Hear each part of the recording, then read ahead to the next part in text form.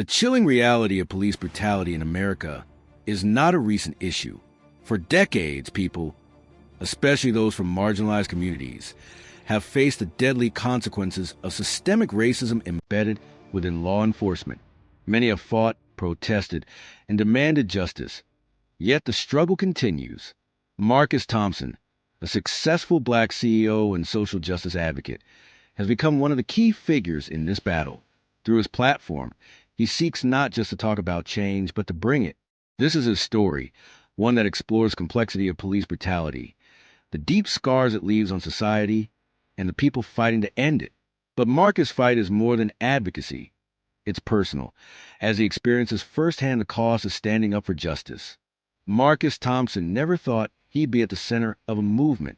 Born into modest beginnings, Marcus' early life wasn't filled with fame or glory. It was marked by hardship, community struggle, and resilience. From a young age, Marcus was acutely aware of the systemic inequalities surrounding him. He watched as friends and family were mistreated by law enforcement, denied basic rights, and treated as if their lives didn't matter. These early experiences shaped his view of the world and ignited a passion for justice. His success in the business world, rise and become the CEO of a major tech company, was seen as a victory against the odds. Yet, despite his success, Marcus couldn't escape the societal structures that continued to oppress people like him. The more success he gained, the more he realized that his personal triumphs meant nothing if the communities that shaped him were still fighting for basic dignity and rights. Marcus used his platform to call attention to issues of police brutality. His organization, the Voice for Change, began to gain traction, advocating for policy changes, community empowerment, and, most importantly, raising awareness about the pervasive impact of systemic racism in law enforcement. In the heart of the city, police officers arrived at a peaceful protest organized by Marcus Group.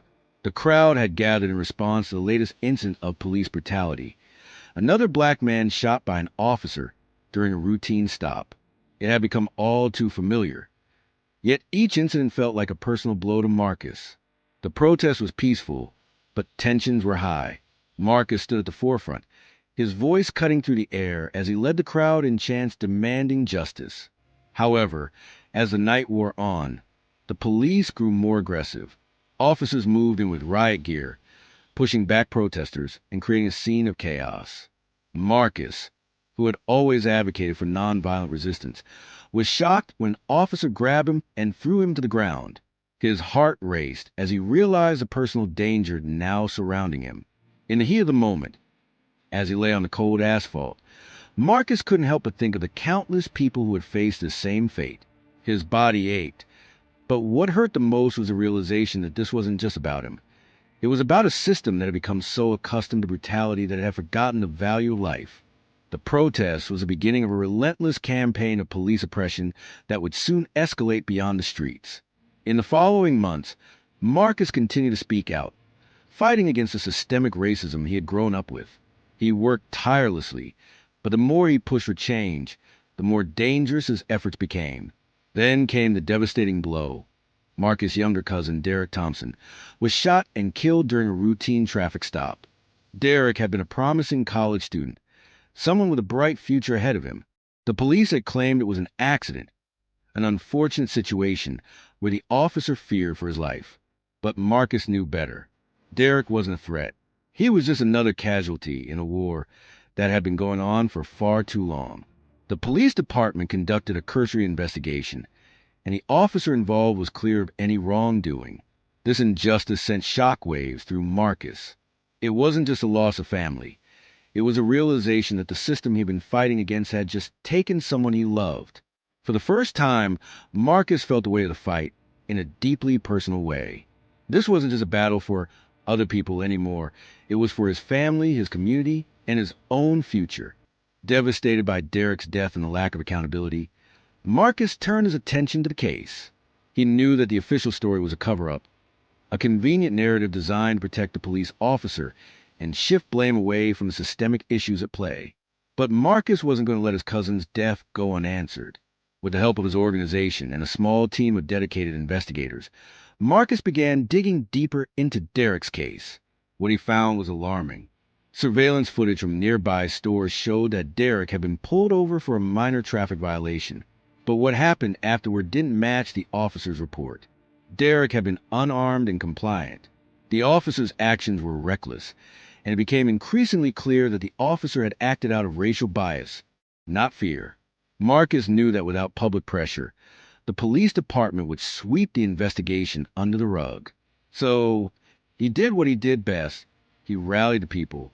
He used his platform to amplify Derek's story, demanding that the officer be held accountable. But Marcus wasn't prepared for blowback. The more noise he made, the more aggressive the opposition became. The media turned on him, calling his activism divisive and unpatriotic. Politicians distanced themselves, afraid of the backlash. Even some members of the public began questioning Marcus' motives, falling for the misinformation being spread about him. It wasn't long before Marcus was targeted. His phone rang with threats. Anonymous letters filled his mailbox, warning him to stop his activism or face the consequences. One evening, as Marcus left his office, a car followed him. When he finally stopped at a traffic light, he was approached by masked individuals who demanded he stop his fight for justice. The tension had reached its peak, and Marcus began to fear for his life. It wasn't just the threats anymore. It was a very real possibility that the system he was fighting against would take him down, just like they had taken Derek. Then, one fateful evening, as Marcus prepared for a public speech in front of thousands of supporters, he was ambushed. Someone from the crowd fired a shot, aimed directly at him. The bullet grazed his shoulder, sending him crashing to the ground. As he lay bleeding, the chaos around him erupted into screams. It was the moment that changed everything. The attack on Marcus became a turning point in the movement. The story went viral, and the support for Marcus reached an unprecedented level. People from across the world rallied behind him. The attack was seen not just as an assault on an activist, but as an assault on the cause of justice itself. Despite his injuries, Marcus refused to back down. He gave a speech from his hospital bed, vowing to continue his fight.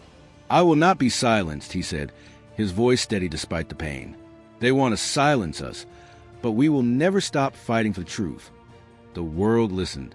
The national outrage over the attack on Marcus led to an independent investigation into Derek's death. After months of legal battles, the officer responsible for Derek's death was finally charged with manslaughter. The case made headlines, and the pressure from the public forced the justice system to act. Marcus' organization worked tirelessly to ensure that the trial was fair. He advocated for real change, policy reforms that would address police brutality and systemic racism. Slowly but surely, things began to shift. The fight for justice was far from over, but the tide had turned. Derek's death had not been in vain. Marcus' efforts had sparked a new wave of activism. His organization expanded, working with lawmakers and community leaders to implement reforms and push for lasting change. He had become not just an advocate, but a symbol of resistance against the very system that had failed him, his family, and countless others. The battle for justice was far from over. Even after the officer's conviction and the changes that followed, the fight against police brutality continued. Marcus knew that this was only the beginning, but his resolve had never been stronger. He wasn't just fighting for Derek anymore. He was fighting for every person who had been wronged, every community that had been ignored, and every life that had been lost due to systemic racism.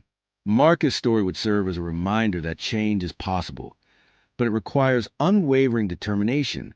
One person, no matter how powerful the system, can make a difference. And sometimes justice isn't just about winning the fight. It's about never giving up, no matter the cost. This story teaches us that systemic change requires personal sacrifice, but it is worth the fight. Marcus Thompson's journey shows how the fight for justice can transform an individual into a symbol of hope for many. It underscores the idea that one voice can spark a movement, and even in the face of adversity, true change can happen when we stand together and refuse to stay silent. The battle for justice is ongoing, and Marcus Thompson's story serves as a powerful reminder that no one is immune to the systemic injustices that affect marginalized communities. His resilience in the face of violence, adversity, and public opposition highlights the strength of the human spirit and the power of activism. Change is possible, but it requires the courage to confront difficult truths and a commitment to never stop fighting. What are your thoughts on this issue? Share your comments below and let's keep the conversation going. Your voice matters, and together we can push for meaningful change. If you're passionate about social justice and want to learn more about how we can make a difference, check out our other videos on social justice initiatives, where we explore more ways to get involved and advocate for change. Don't forget to hit the like button and subscribe to the channel for more thought-provoking content on activism, social justice, and the power of community. Let's continue to stand together and fight for a more just world.